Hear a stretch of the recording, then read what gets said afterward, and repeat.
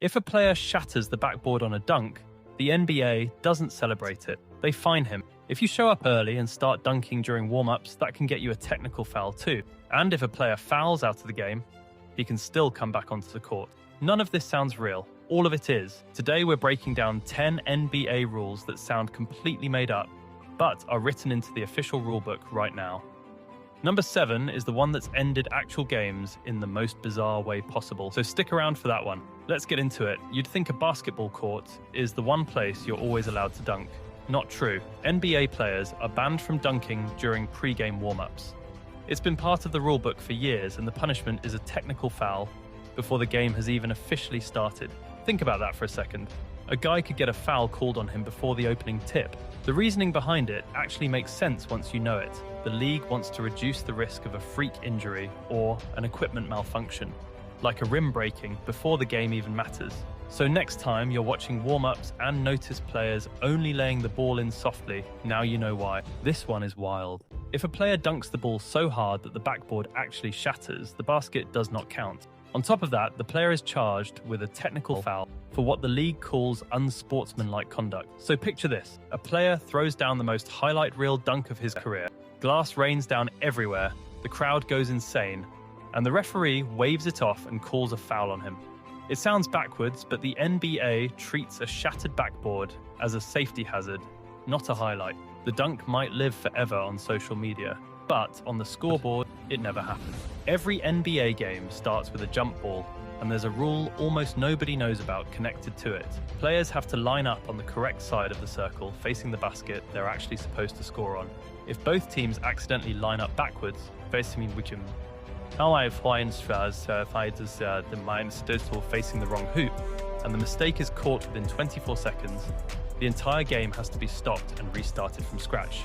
Not the play, not the possession, the game. It's an extremely rare rule, but it exists specifically to prevent total chaos if teams start the game confused about which basket is theirs. Here's one that breaks basic basketball logic. Once a player picks up 6 personal fouls, he's disqualified and has to sit for the rest of the game. But what happens if a team runs out of available players because of fouls or injuries and can't field 5 men? The league has a workaround. A fouled out player can be sent back onto the court. The catch is brutal though. If that player commits even one more personal foul after returning, it doesn't count as a normal foul anymore.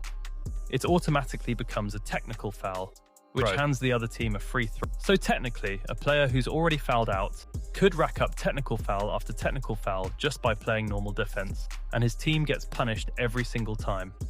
This one surprises a lot of casual fans. Once a player receives the ball for a free throw, the rulebook gives him exactly 10 seconds to shoot. Go over that, and it's a violation. The other team gets the ball. You've probably watched dozens of guys with long, exaggerated free throw routines, bouncing the ball, spinning it, talking to themselves.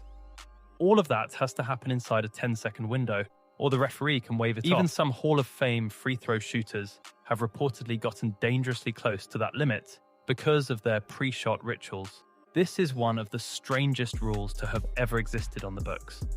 At one point, there was a loophole that technically allowed a team to have 6 players on the court at once, as long as nobody noticed. If a team snuck an extra player onto the floor and scored before the officials caught it, the basket could actually count. The only consequence was that the opposing team would be awarded a free throw once the mistake was discovered. In other words, for a brief window, breaking the 5-player rule was basically a gamble with a small penalty attached. It's the kind of rule that sounds like something out of a video game glitch, not a professional sports league. This is the one we teased at the start, and it's happened in a real NBA game. Under extreme time pressure, a player once shot the ball at his own team's basket by mistake. The ball went in clean. No rim, no bounce, a perfect shot. And it didn't count for a single point. Worse, the rule treats it as a turnover for his own team. It sounds almost impossible to mix up which basket is yours in the middle of an NBA game. But under the chaos of a final few seconds, with the shot clock about to expire, it has genuinely happened. The rule is simple and unforgiving. Shoot at the wrong hoop and the make means nothing. Most fans assume timeouts are optional, a tool a coach uses only when he needs one. Not quite.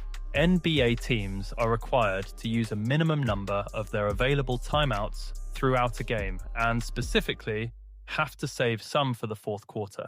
If a team doesn't use enough of them, officials can actually force a timeout on their behalf, and the team can be hit with a technical foul for not complying. The widely reported reason behind this one is broadcast television.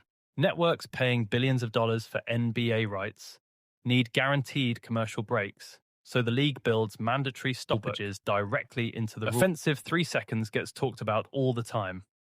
You can't camp in the paint for more than 3 seconds while your team has the ball. But there's a defensive version too, and it trips up casual fans constantly. A defender cannot stand in the paint for more than 3 seconds unless he is actively guarding an opponent within arm's reach. If he does, it's a technical foul, and the other team gets a free throw plus the ball back. This rule is the entire reason NBA defenses can't just plant a 7-footer under the rim all game to block every shot. Without it, offense, as we know it, wouldn't function the same way. Last one, and it's a rule that swings entire games. If a defender fouls an offensive player who has a clear, uncontested path to the basket, meaning no other defenders are back to stop him, it's called a clear path foul. The punishment is heavier than a normal foul. The offensive team gets 2 free throws, and even after those free throws, they still keep possession of the ball. So a team can score 2 points from the line and then get the ball right back to attack again.